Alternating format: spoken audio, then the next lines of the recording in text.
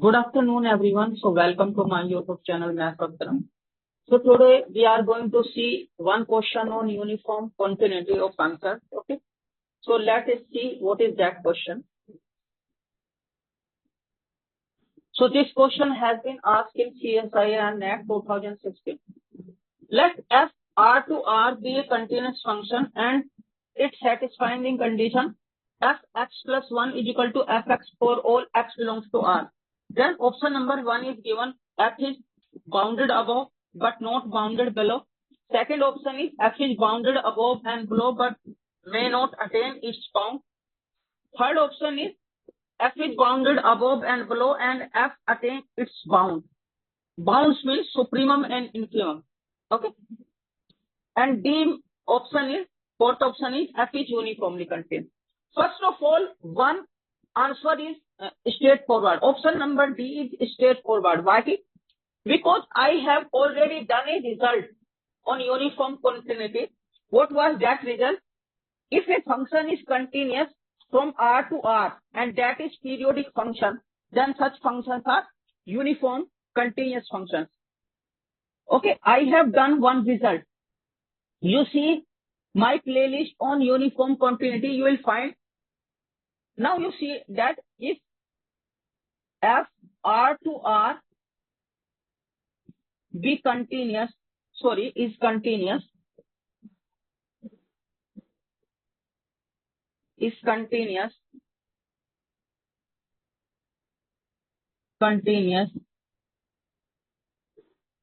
and periodic function. What is the meaning of periodic function? The meaning I am writing in bracket. It means there exists p greater than 0 such that fx plus p is equal to fx for all x belongs to R. Then f is uniformly continuous. This result I have done in my playlist on uniform continuity. Okay, I have proved it also there. So you see that from there. Okay, then f is uniformly continuous. Then f is uniformly continuous. So option number D is correct, because here you can take, what is the t here? T is 1 here. So f is continuous from R to N and it is periodic. T is 1 here. Okay, so option number D is correct. I know. So option number D is correct by that fact. Now we will check other options. So now we are moving to option number C. Now you see, observe one thing. Since f is continuous and its period is t, or maybe period may be less, but we know that after interval of 1 unit, it repeats itself. So f is a continuous function. So I am taking close interval 0, 1. So you take this interval 0 to 1 here, 1 is here and 0. So some function is like this. Some function is here. Maybe you consider this is the function in this interval. But after the period is t, so it will repeat itself again, like in this way also, which is true. So it will repeat in this manner again and again. Okay. So here and here. So it means consideration of a function from R to R, it is sufficient you consider your function from R to R. Okay. Since f R to R is periodic,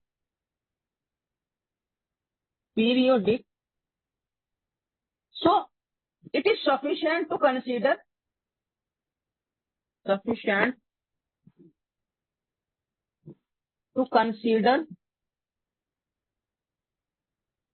function f close interval 0, 1 to R, because function is periodic. Same function will repeat and again and again. So once you know your behavior on a unit interval, So you will know the behavior of F throughout the interval. It means you know the function on closed interval, you know the function on whole real line. So now this function is continuous because function is continuous on R, so it will be on smaller domain also. This is continuous. We know that every continuous function is bounded and it attains its supremum and infimum on that closed interval. Okay. So since F is continuous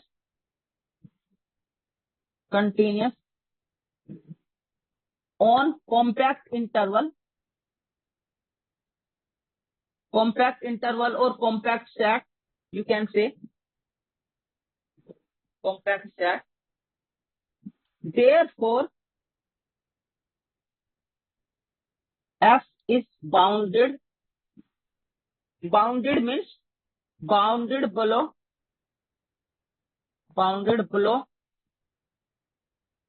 and above both, bounded below and above both, and attains its bounds. Bounds means supremum and infimum. Supremum and infimum. Because every continuous function on a closed and bounded interval, that is compact interval, that is compact set, contains function always attain its bound, and function is okay, and function is bounded and attains its bound, supremum and infimum. So which option is also correct? So option number C is given. F is bounded below, bounded above and below, and F attains its bounds. So option number C is also correct. So option number B is not correct because it is given F is bounded and below above. So it is correct, but this part is not correct, but may not attain its bound. So option number B is not correct because every continuous function on a closed interval attains its bounds. So behavior of a closed interval on 0, 1 is also behavior of function on throughout real line. So same behavior is there. So judging the function on a whole real line is same as judging the function on closed interval 0, 1. So option number B is not correct. So option number A is F is bounded above but not bounded below. This option is not correct also because F is bounded above as well as bounded below also. So only two options are correct, C and D. Okay. So thank you very much for today's question. If you have any problem related to this, you can comment on my YouTube channel. Thank you very much for today's question.